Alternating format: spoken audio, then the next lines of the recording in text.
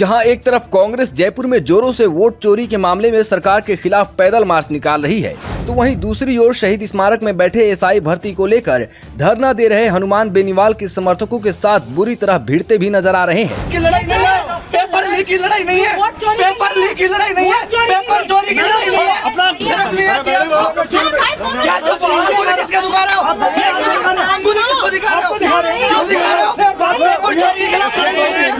बात इतनी बिगड़ गई कि कांग्रेस के समर्थक गाली गलौज पर उतर आए। वो ये तक भूल गए कि जहां वो लड़ रहे हैं, जहां गाली दे रहे हैं, वो पवित्र स्थल शहीद स्मारक है। चोर नहीं है कांग्रेस। गाली गलौज किससे कर रहे हो? शहीद स्मारक में गाली गलौज कर रहे हो? गाली गलौज कर रहे हो? शहीद स्मारक पे गाली गलौज आपको सलाह देती है क्या? आपकी परमिशन नहीं है? गाली गलौज कर रहे हो, शर्म नहीं आती?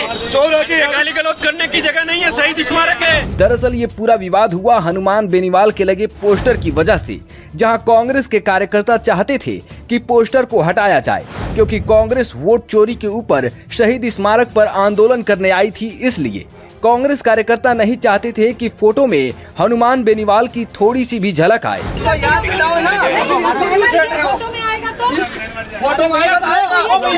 ये पेपर लीक की लड़ाई नहीं है, पेपर लीक की लड़ाई नहीं है, पेपर लीक की लड़ाई नहीं है, पेपर चोरी की लड़ाई नहीं है। बात इतने पर ही नहीं रुकी। हनुमान बेनीवाल के समर्थकों ने तो कांग्रेस पार्टी को सरेआम पेपर चोर तक कह डाला और अशोक गहलोत को भी इसमें घसीट दिया। इन्होंने आके कहा कि ये बैनर क्यों लगा रखा है। मैंने कहा आपकी कांग्रेस ने कुकर्म किए, तब भुगतभोगी पड़ रही है कि 21 का मामला 25 में आ गया। और हमारे हनुमान जी है जो न्याय योद्धा बन के यहाँ 115 दिन से हमारे बीच में बैठे हैं। आपको तो शर्म आनी चाहिए। वोट चोरी के लिए आए हो, पेपर चोरी सबसे इम्पोर्टेंट है, उस पर आवाज उठाओ। सरकार ने पेपर चोर किया, वही सरकार आज यहाँ आके हमें धमकाने पड़ रही है। पेपर बेचकर संविधान बचाओ रैलियां कर लो, वोट चोरी पर रैलियां कर लो, लेकिन जो 5 साल कुकरते हुआ, जो पिछले 5 सालों में युवा बेरोजगारों का गला घोटा गया, उसका जिम्मेदार आखिर कौन है? 19 में से 17 पेपर लीक हो गए, लेकिन कोई धनी धोरी नहीं है। गहलोत का पीएसओ पकड़ा, बोलने को तैयार है क्या कोई? शहीद स्मारक किसी की जाजम नहीं है। यहाँ पर 112 दिनों से इस शहीद स्मारक पर धरने पर बैठे हुए हैं, युवा बेरोजगारों की लड़ाई लड़ रहे हैं।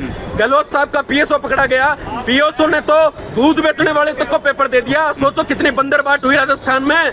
आने वाले 30 सालों तक प्रदेश का युवा इस अत्याचार से उबर नहीं पाएगा।